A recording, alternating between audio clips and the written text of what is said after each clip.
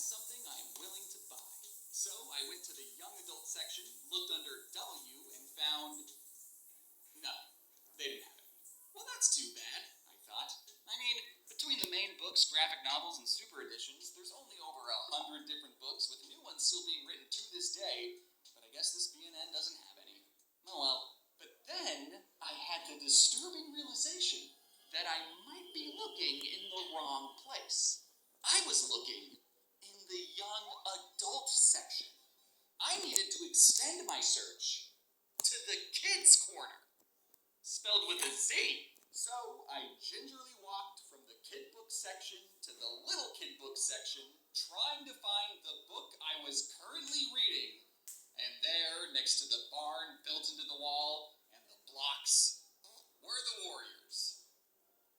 I'm not going to judge you on whatever books you like to read, because I live in a glass house. If I was ever going to understand what made people so drawn to drawing these violent feral kitty cats, then I would have to start reading these. So, whether you never read these books, but are curious to know why so many people are drawing the characters, or maybe you did read these books a long time ago and want a refresher from the perspective of an adult who didn't grow up with them.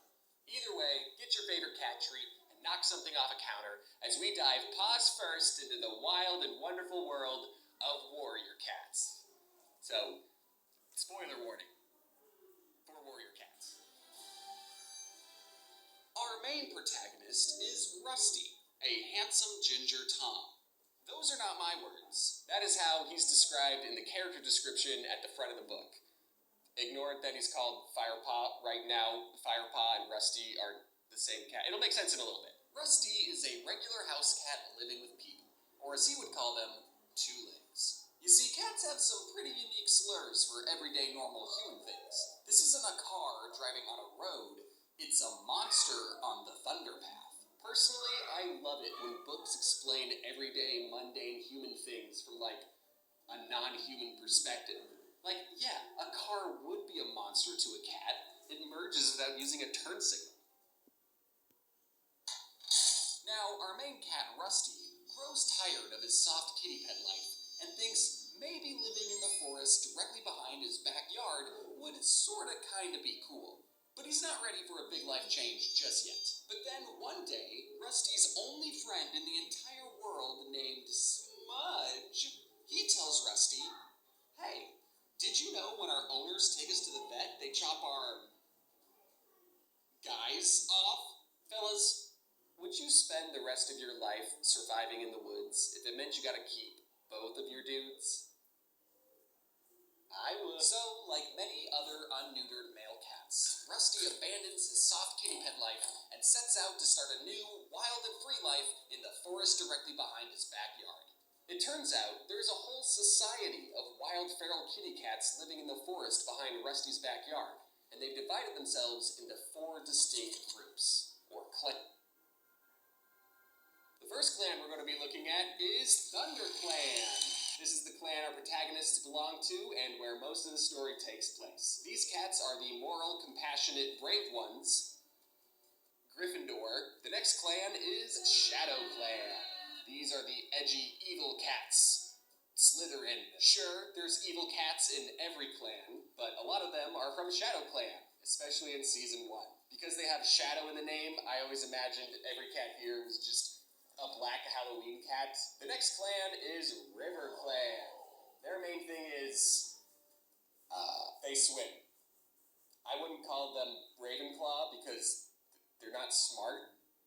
They're more of a water tribe. And the next clan is Wind Clan, but you don't need to worry, they're Hufflepuffs. So, cats from different clans hate each other and are super territorial. Don't even think about falling in love and starting a family with a cat from a different clan. That is so unaccepted, it happens constantly. And those are the 4 clans in the forest. However, there's one clan not in the forest we need to talk about called Star Clan. Ooh. Did you know cats have their own religion? Your childhood cat isn't going to be kicking it with you in boring old two-leg heaven. They're going to be sharing tongues with their ancestors in Star Clan. The sharing tongues is like when cats lick each other, like, normal cat behavior, but whenever I read sharing tongues, I always thought they were like French kissing or something. StarClan is basically warrior cat heaven. And it's so much more than a character looking up at the night sky and seeing their deceased dad in the clouds. Instead, StarClan plays a much bigger role in the books, and we get to frequently visit and see what wacky antics the cat angels get up to. So even though there is a lot of death in warrior cats, just because a cat dies doesn't mean it's the last we'll ever see of them. They'll just be in their angel form from now on. And those are the 5 clans you need to know about. It's just those 4 main ones in warrior cat heaven. There's not going to be, like, a secret 6th clan or anything. Now, normally, forest cats are super big on cat purity and would never allow this random outsider into their clan. But you see, the leader of ThunderClan, named Blue Star, she had a pretty good reason to allow this handsome Ginger Tom into the clan. Blue Star, kind of thought he was the chosen one.